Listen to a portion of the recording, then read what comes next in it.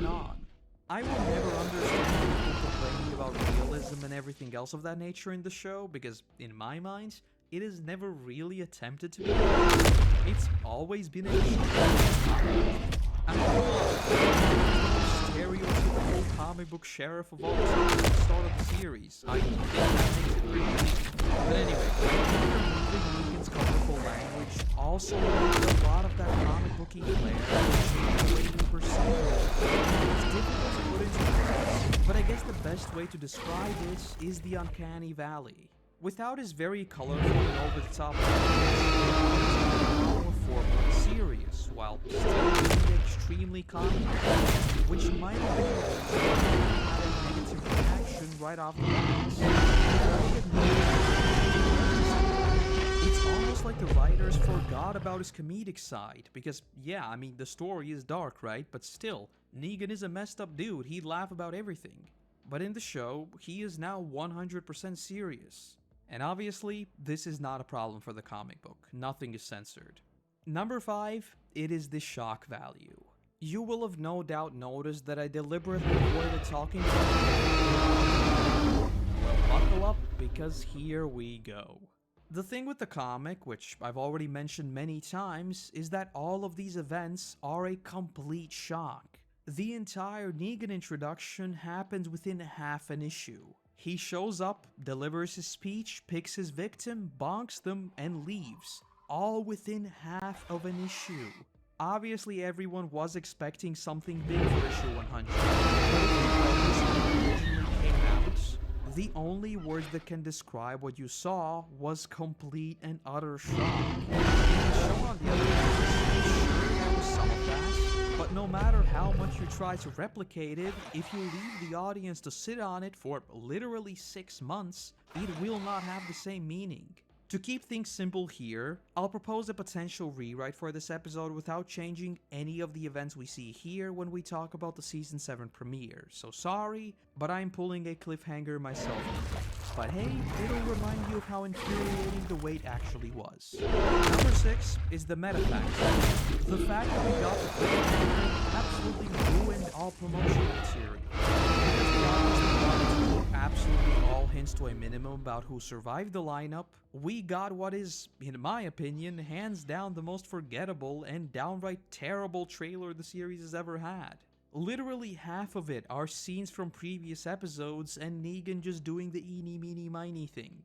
I'm not kidding. Go back and watch it. We'll talk about the trailer more next time because I still think there are high points of it, but in the grand scheme of things, I do think that it ruined a lot of it about simply because we couldn't even show any of it. If I'm being honest, I think the best promo material for the Negan saga that came out during this time wasn't even from the show. Rather, it's this fan-made poster just teasing Rick standing off against Negan.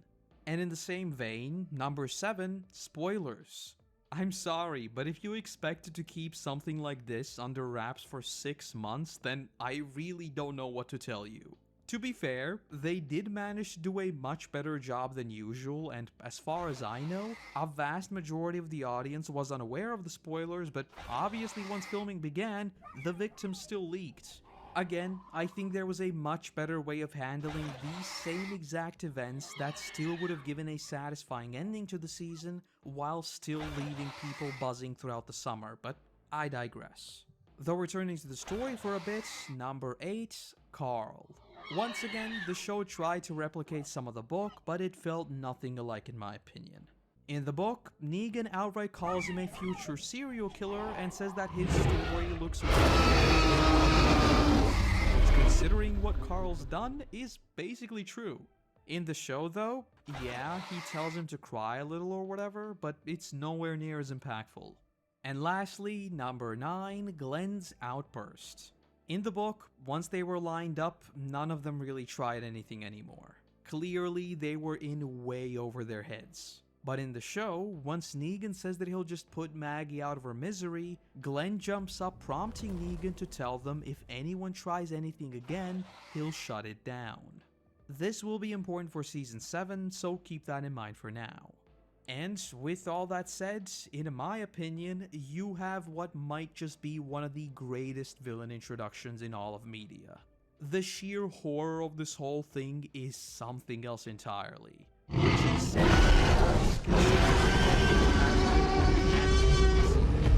and while in many ways, I think the show absolutely nailed Negan's introduction, even surpassing the book with the whole whistling sequence, I think you'll be surprised when I say that I still prefer the book's version for a variety of reasons. The lack of and the uncensored. But to quickly summarize the main differences, the but the only one that would ultimately happen is Abraham, who was killed by Dwight in the book before they even met Negan. In the show, Abe's death was remixed for DESC stats. Also, Carol and Logan are already being taken to the kingdom, which happens later in the book. And perhaps most importantly, in the show, as of now, Rick's group has killed 56 saviors, while in the book, it is 10 tops. And with that, next time, because of the cliffhanger, we'll be delving into the actual Negan reveal and talking about all things Negan Saga. From massive drops in viewers to new communities and everything in between. And that's the video, and that is also Season 6 finally wrapped up. But now we'll be entering the Wild West of The Walking Dead, so I hope you're ready and I hope you're excited. Though with that, I want to say a massive thank you to our current patrons who allow me to produce even more of these for you all. Without you, there'd be a whole lot less of my ramblings, so seriously, thank you, thank you. Other than that, I want to say thank you very much for watching. I hope you have a great day, and hopefully, I'll see you in the next one. Bye-bye. The show. He picked 2 people instead of 1, he played mind games with him to make him submissive, and he then forced him to mutilate his own son. Which, not surprisingly, also changed everything that will come next in the story. But we've still got a few things to cover here, so we'll tackle all of those as we get to them in later installments. In the book, following Negan's departure, we see a lot of tension in the group flare up. Most of all with Maggie, who heads straight for Rick and begins repeatedly punching him. Clearly being aware of the magnitude of the situation, Rick just lays there and even asks, "Why did you stop?" Though before they can even talk anything out, Carl raises a gun on Maggie, telling her to stop hitting his dad, prompting Sophia to jump up, screaming at Carl that it's her mother, and she bites him on the arm. Clearly, everyone here is traumatized, and this is just a depiction of all of that bottled up emotion coming out. Though with that, Maggie says that she'll continue with Glenn's wish of moving to the hilltop, and so she together with Sophia get ready to go. But just before they do that, there is a moment between Carl and Sophia where they apologize to each other, and Carl says that he wasn't actually going to shoot. But Sophia then asks, "Everyone around me dies. Is it because of me?" And Carl just calmly answers, "No." This introduction note Carl's reaction to this whole thing. He really isn't that scared at all. As for the team, Maggie, she immediately tells him to go to Alexandria and get everyone ready for a war.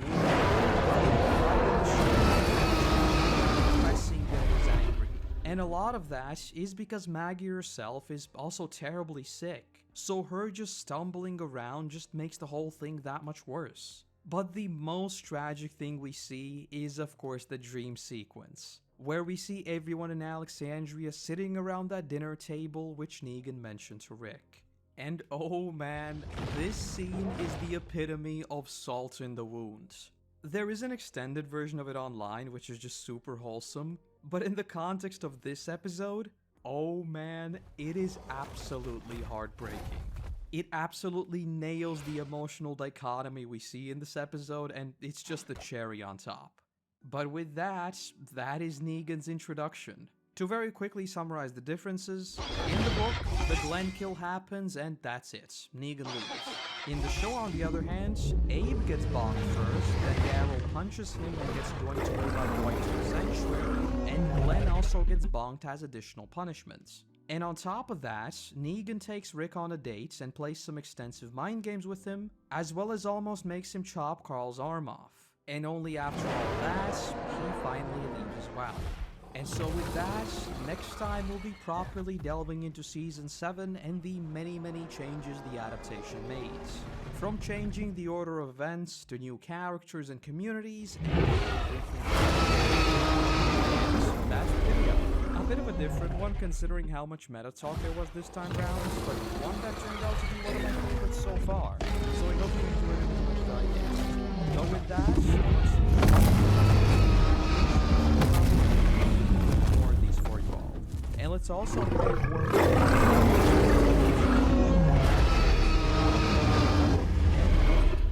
I am sorry for the pronunciation. Without you, there'd be a whole lot less of my rambling, so seriously, thank you. Other than that, I want to say thank you very much for watching. I hope you have a great day, and hopefully, I'll see you in the next one. Bye-bye. Sarah. So maybe this is an homage to that.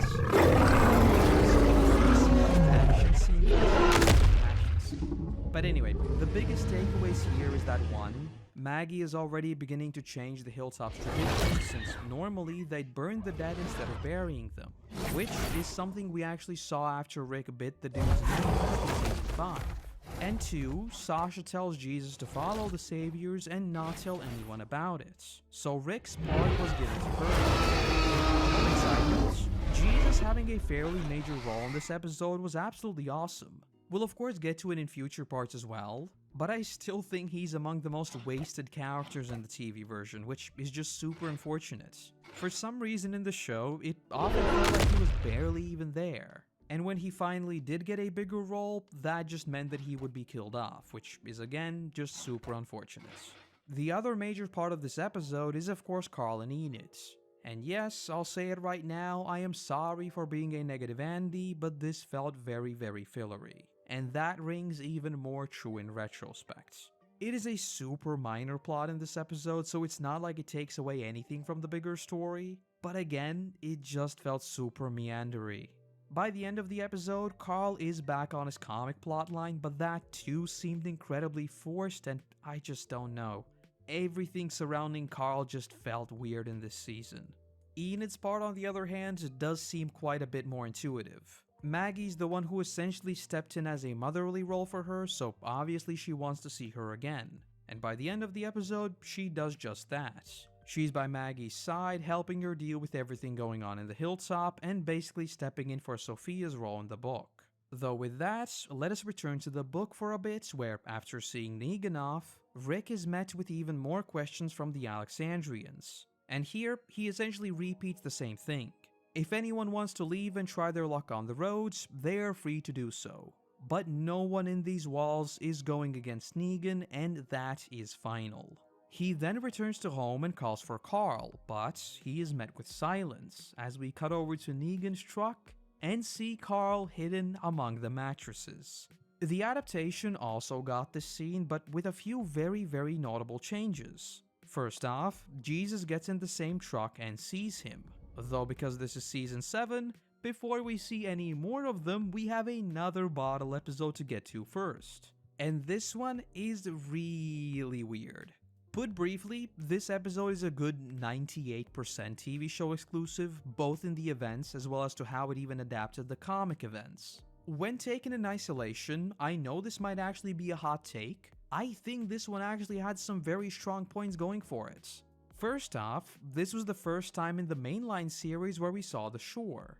I'm a weirdo who loves the seaside and island type settings, so I am very biased there, but this was just an awesome location to see.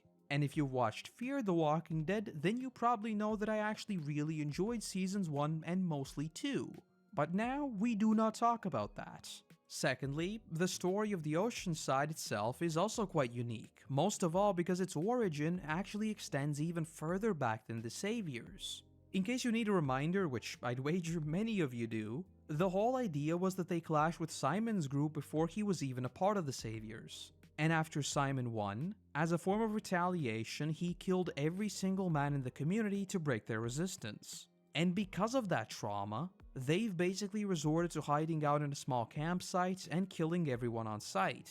I could of course start nitpicking about all the stories of characters that kill everyone on sight except the character we know because you know plot convenience, but okay, I'm not even gonna do that.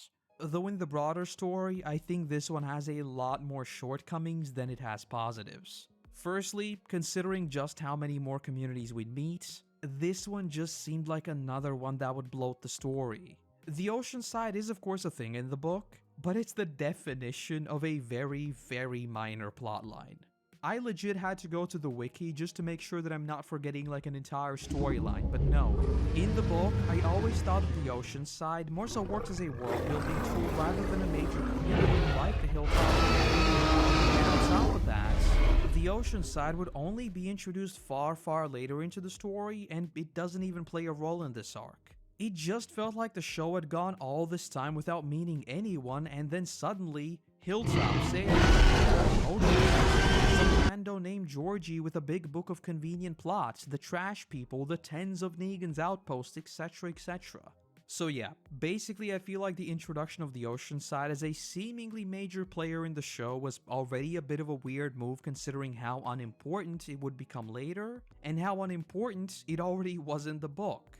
If we loop back to season 6 and get into the whole numbers debate with Negan, I think this was another case of that, just inflating the numbers for no reason whatsoever, but again, for the sake of time, I'm not even gonna get into that.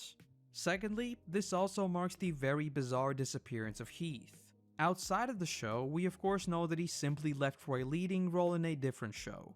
But in universe, a mystery was seemingly set up with the PPP card and he is gone. Regarding the card though, I've heard of people taking it as foreshadowing for the Whisperers, as PPP can be used as an abbreviation for this word, which I will not pronounce, meaning very, very soft, i.e. whispering. Though if that is the case, then Heath's disappearance in the show feels even more bizarre. Because we've now been told, again, outside of the show, that he was apparently taken by the CRM. But that feels like a trust me type of thing. Everything around the story in this one just feels meh at best. So yeah, maybe this is just me being a much bigger fan of the comic book for this arc and that's why I'm being a negative Andy here, but a vast majority of this episode just feels redundant. Again, to give you a point of reference, at this point we are finished with episode 6, and in contrast, in the book, we're only a handful of pages into issue 104. So you can already see how the pacing of the story simply feels, even if you don't call it slow, then just disconnected in the show. We're constantly jumping around, and then the bottle episodes, it just feels like there's no through line. Anyway, enough rambling about that. The very last thing I want to cover in this one is what Jesus and Carl are up to. In the show, they're of course both in the same truck. But in the book, remember that Jesus is following. To cut a long story short, Jesus is seen by another savior who asks Dwight how long he follows, following which he is caught and taken prisoner by them. Though before they actually reach the sanctuary, Jesus manages to slip out of the car, and because the saviors are far more scared of what Negan would do if he found out, they simply agree not to mention a single word about it, and so with that, Jesus just gets away. In the show on the other hand, Jesus plans on both of them getting out, but Carl of course tricks him into going first and stays behind. So now in both versions, Carl is going in solo. And because there's a lot I want to say here, for the sake of time, this is where I'll leave it and where we'll pick up next time. I just want to spend enough time talking about the whole Carl thing, so I don't want to jam in at the end of this one. Also, at this point, there are way too many subtle differences, so I'm not even going to try to summarize all of them, because even if I do, they won't really make any sense. So yes, with that, next time we'll be diving into Carl's visit to the sanctuary. And that's the video. One that honestly surprised me a little, as when I began working on it, I thought we'd get to at least the mid-season finale, considering how little comic material there is. Though I do suppose it also draws on some later material, so technically there's a little bit more, but regardless. With that, I want to say a massive thank you to our current patrons who allow me to produce even more of these for you all. And let's also give a warm welcomes to the newest members of the team, Jim Ace, and Django Yvel Lirsen? I am so sorry if I butchered the pronunciation. Without you, there'd be a whole lot less of my ramblings, so seriously, thank you, thank you. Other than that, I want to say thank you very much for watching. I hope you have a great day, and hopefully, I'll see you in the next one. Bye-bye. To meet Ezekiel. This was of course remixed for the show in that we have already seen the kingdom with Morgan and Carol, but it hasn't been properly introduced through the survivors themselves. So in a way, it is both moved earlier and also later at the same time. But with that, Rick and Jesus are escorted into the kingdom where they meet King Ezekiel. And, basically right away, they begin talking about allying up against Negan. Ezekiel even calls out Gregory for being a coward, and says that it is great to meet someone who is willing to rebel against Negan's tyranny. Though just as they get to talking about exactly how such an alliance might look like, Dwight walks in, saying that he knows full well Rick doesn't want to see him, but that he is also in full support in rising up against Negan. And while Rick immediately yells out, Dwight explains that he didn't even know Rick was aware that the kingdom existed, and that he is here simply because he always knew Ezekiel was the only one with guts to move against Negan. Their exchange goes back and forth for a bit, but point is, Dwight says that Negan has his wife, and that's why he wants to take him down. Also saying that because of everything that's happened with him and Sherry, God's face burned. So with that, a somewhat flimsy alliance does appear to be on the cards. This video is brought to you by, well, no one really Do you wish these perspectives would come out faster? Well, yeah, unfortunately. And to make the wait a little less daunting, feel free to check out my Twitch where I sometimes ramble on about anything to do with the Walking Dead universe. And if that doesn't quite make sense, I've also started posting edited down streams to my second channel, where I've already ranked all the TV universe seasons in a almost 2-hour-long video. I plan on ranking all the comic volumes soon, so stay tuned for that. And with that said, then we check in with Maggie. Similar to what we talked about last time with episode 5, we see that Maggie is changing the Hilltop's tradition. Though suddenly, Jesus pops up saying that Rick sent him. He then explains that a rebellion is slowly mounting and that he needs to make sure the Hilltop will also stand behind the Joint Alliance. Obviously, Rick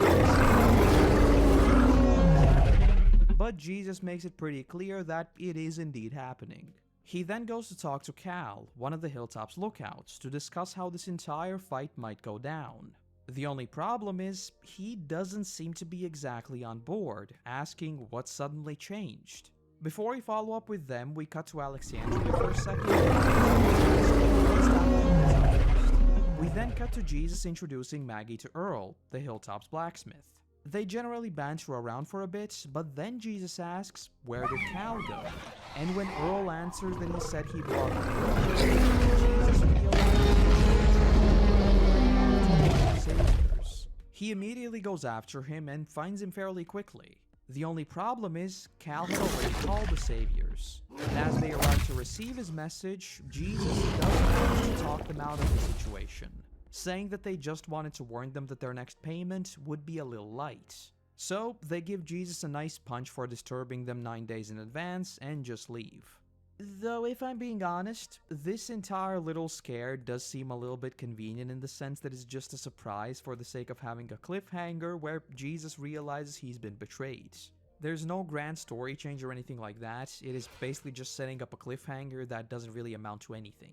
It does sort of convey the entire message of the Hilltop where people are genuinely scared to fight back, but in the grand scheme of things, again, it doesn't really change anything. Be honest with yourself, if we saw this sort of thing happen in the show, there'd be torches and pitchforks because hey, clearly it is filler, right? Anyway, now back at Alexandria, Rick basically makes it official that a battle is on the horizon and they begin talking strategy with Andrea. Though importantly, when Carl walks in saying that he heard them talking, Rick cuts him off saying, "Good, I was just coming to get you." Obviously implying that he finally sees him as grown up enough to know what's going on. Or maybe he just thinks that if Carl actually knows what's happening, he won't try to pull another Negan assassination. But whatever the intention, point is he is looped in on the plan.